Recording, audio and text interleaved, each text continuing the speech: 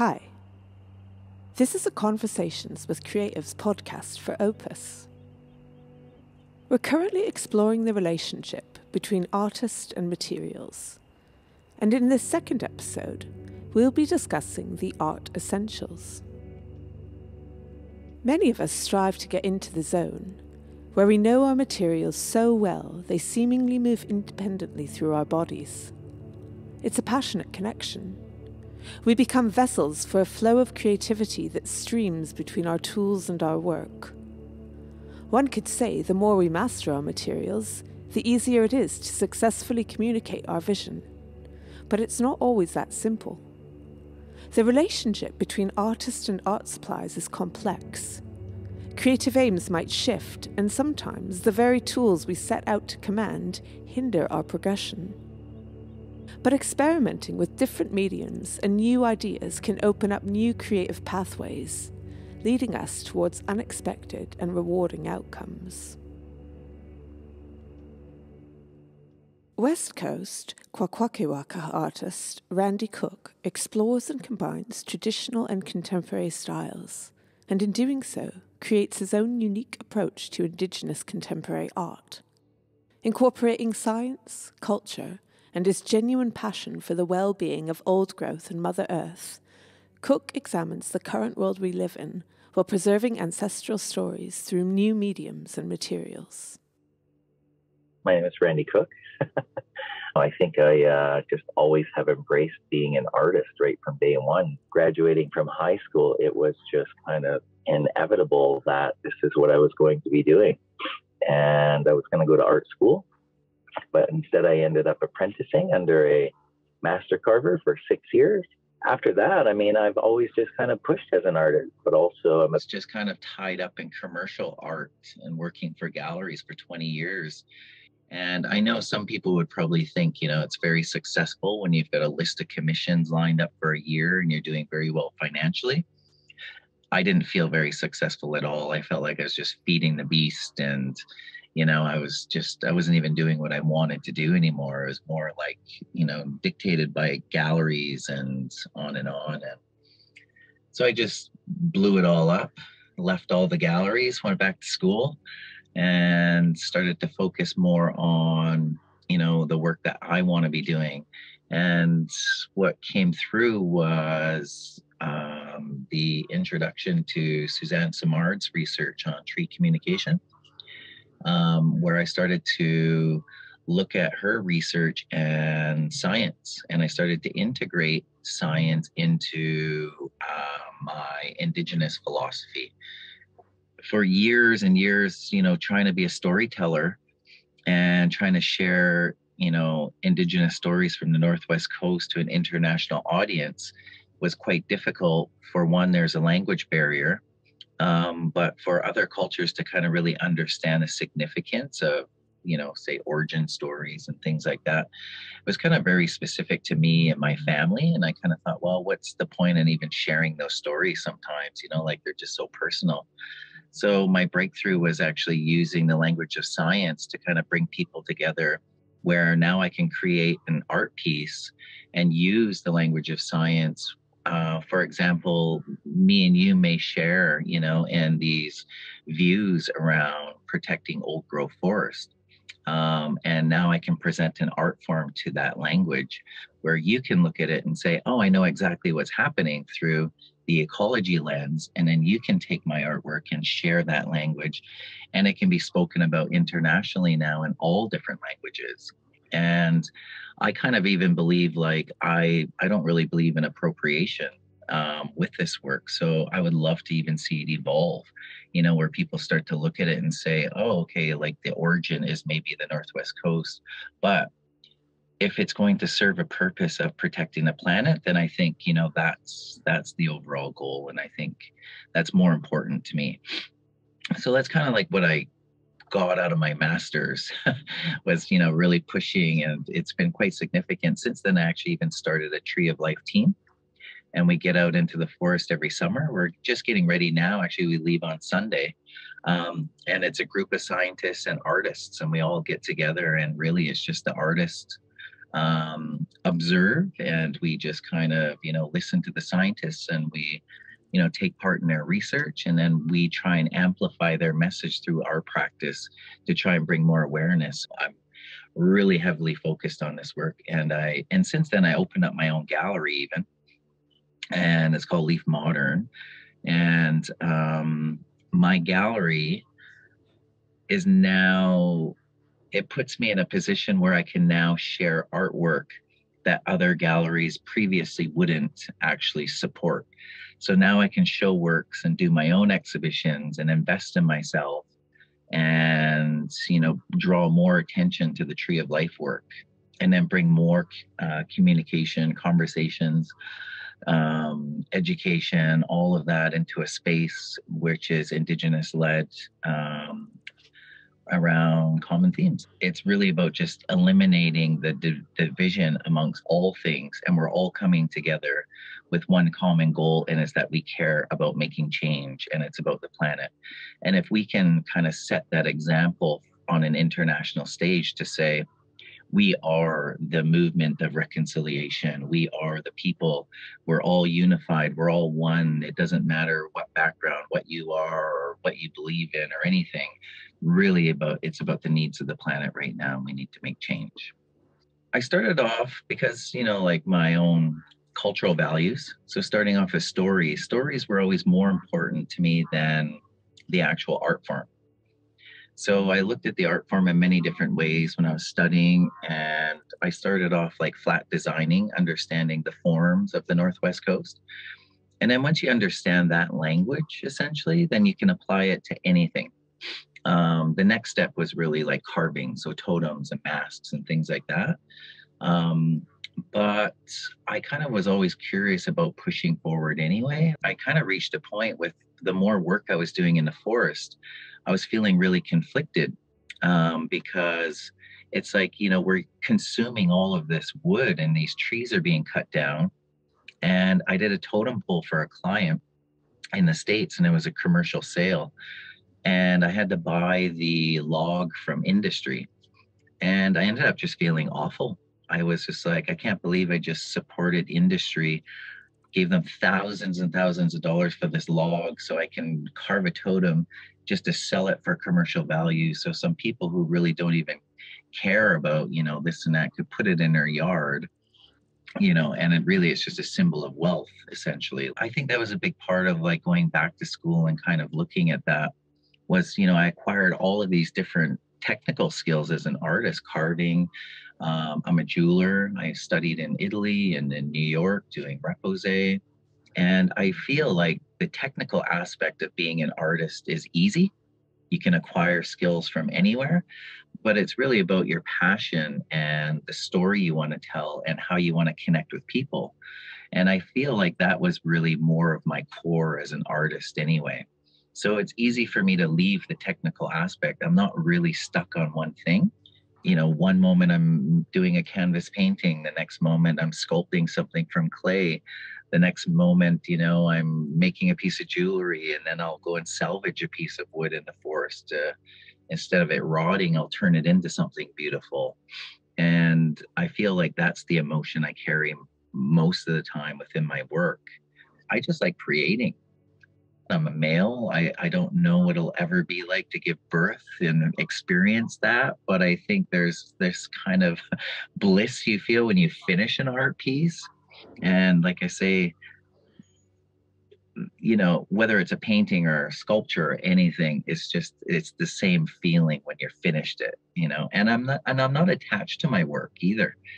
I never actually have been. As soon as it's done, it's actually already gone. And I'm already moved on to the next thing. I really don't hold on to anything. I'm really fixated on just that emotion and moving through it and feeling it and being a part of it. And, and it's all a part of the process. Right now, I'm actually carving a totem pole, and it's in my driveway right now in a tent. And when I'm done work, I still will go down to the tent and peek just to kind of look at it. And sometimes even if I'm not working, I like to touch it and feel it. And if I'm away from it too long, I miss it. I'm like, oh, I just want to be there working. And getting ready to go on a Tree of Life trip is kind of exciting, but leaving the sculptural part, this process, I'm like, oh, I'm really going to miss carving for a whole week. So there's that. But like I say, it's interesting because once it's done, I'm totally done. Like I really just detach and move on. I've heard, other artists kind of express it too. I think, we get caught in these moments where you feel like you're not in control anymore as an artist, and you're really just channeling something. And there's a lot of times I don't sketch, I don't do anything. Like even with the totem pole, for example, there's no sketch, and it's a 12-foot really big sculptural piece. And I'm just drawing as I'm going and measuring and cutting, and it's all just coming out. And I have no idea at all what it's going to look like in the end. And that's the exciting part. And I kind of approach all of my art pieces that way. There's no premeditative thought or process. I literally just go in the moment. And so I'm kind of always excited for the next one and the next one because I really don't put any thought. What I'm doing mostly right now is I'm exploring more than I actually really have. Like I just finished a 3D printed mask. And now I'm looking at working with another engineer on some eco-friendly casted concrete totems that we can finish in titanium dioxide. So when we put them up outside, they actually clean the air, they collect carbon. And then when it rains, the rain will wash the carbon and put it back into the soil. So these new futuristic totems and stuff for me make it really, really exciting because I think in 100 years when they're still standing, I think technology is going to be moving so fast. There's going to be all of these alternatives, but at least people can look back and say, oh, well, this was created because there was only 2.7% left of old growth in the entire forest of BC. So this artist wanted to make change, but the stories are still there in the design. And, so I'm constantly thinking that way now.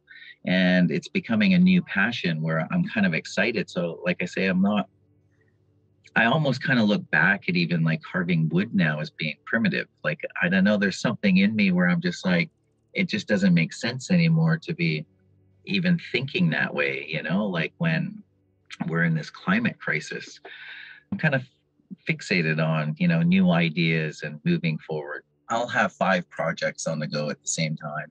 So I'm always looking at just different ways of fabricating and working with different things. But I think that's the joy. Like I always have something on the go.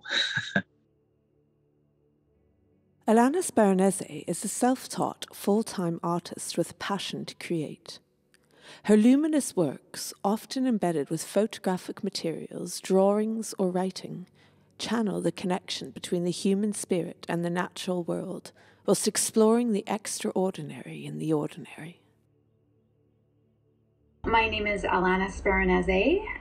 I'm deeming myself now acrylic artist. I had been an encaustic artist for probably about 13 years. Switching mediums was a pretty big deal because I had spent so many years developing my technique, learning it. I'm self-taught, developing my style and carving out my niche with encaustics, which was awesome. It's such an amazing medium to work with. Its fluidity and its luminosity that's what drew me into it right away.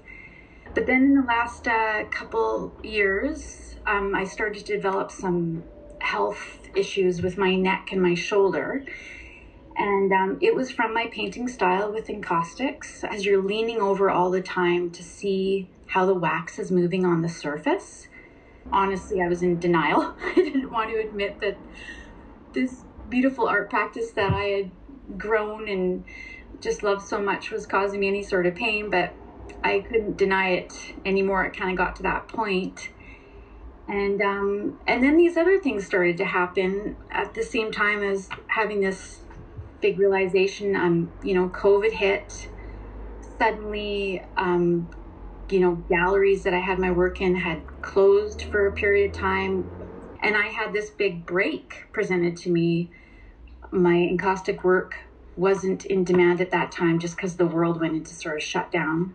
We moved. I found myself in this large space. I had totally admitted to myself that I don't know how much longer I can paint with encaustics because I'm going to really damage myself physically. And everything just sort of happened, and I sat down and took a big, deep breath, and I sort of felt like, okay, the universe is giving me a lot of signs here. Change is needed. It's okay.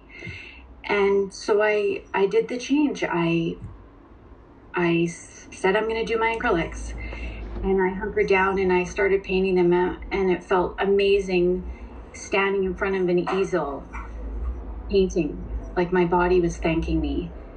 And I was really embracing the change so much more than I thought I would. And thankfully, as I presented these acrylic works to my galleries and to collectors, they were well received. And I was on my way. It felt like returning home because I had started my art practice with acrylics and texture. And I was just getting going with that. And I was selling work.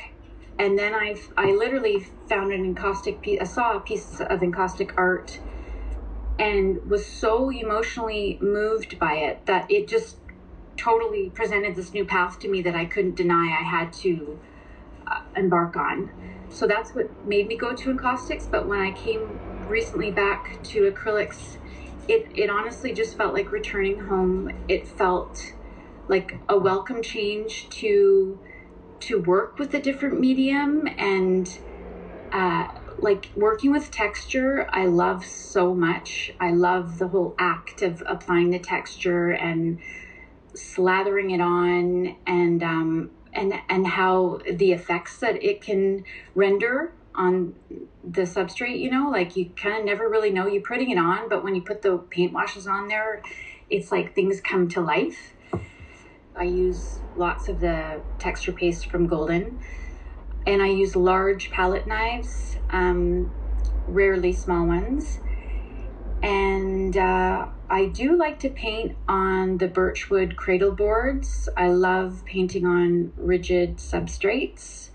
I like how they don't have, I do occasionally do canvas, but I really like painting on board. There's no bounce. And I use the acrylics. I definitely prefer Golden. And I like lots of color washes on there.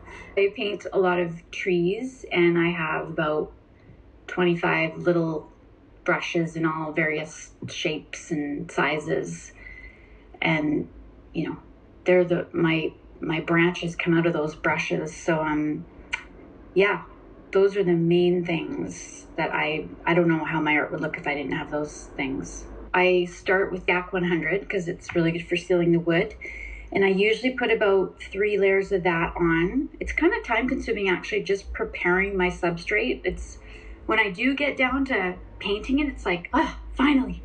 But it takes kind of about a week for my piece to be ready. And that's just sealing and priming and texturizing it.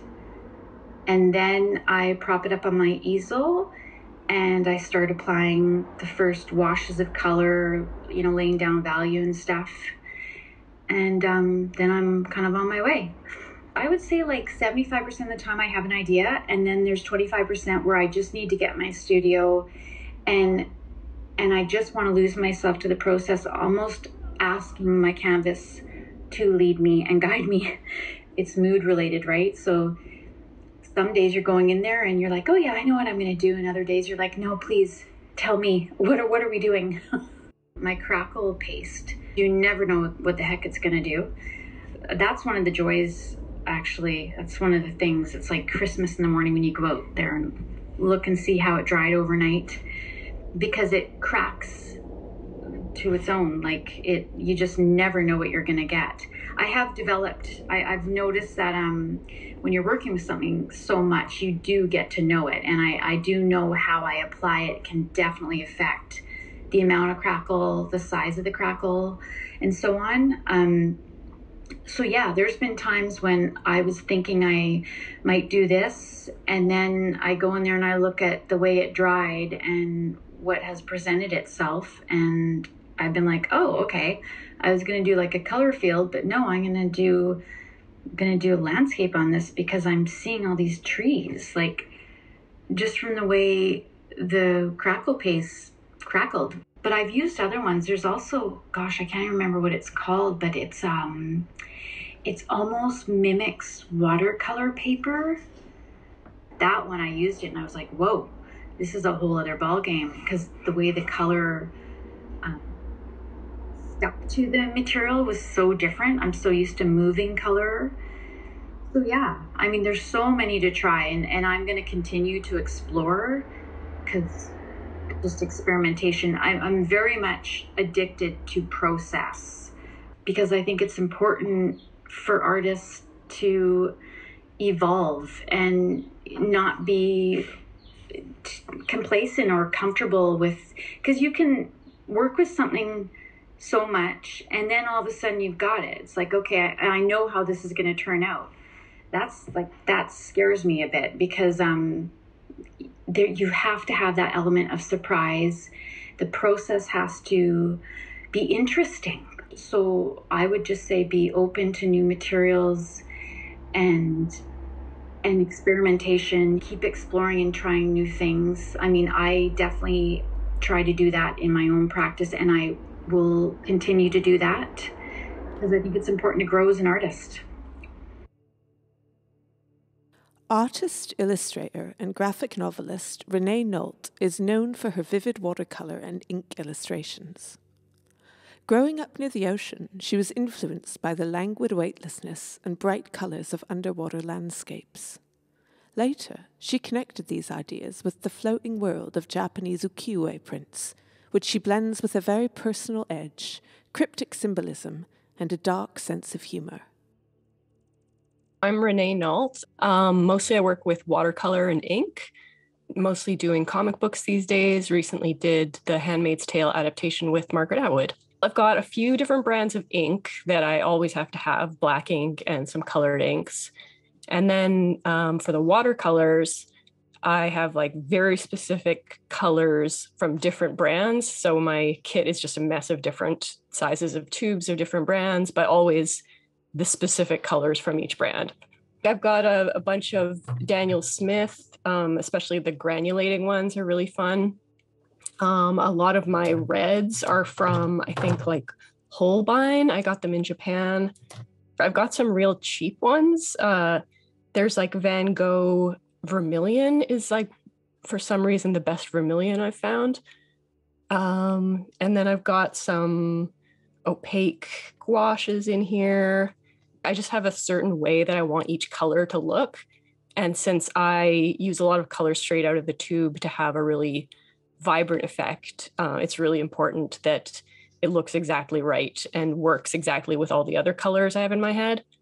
It seems like there's always this color that I'm looking for, like the perfect vermilion or the perfect like phthalo blue. And when I see it, I know it right away. So I'm always buying paint and discarding it because it's not quite what I had in my head.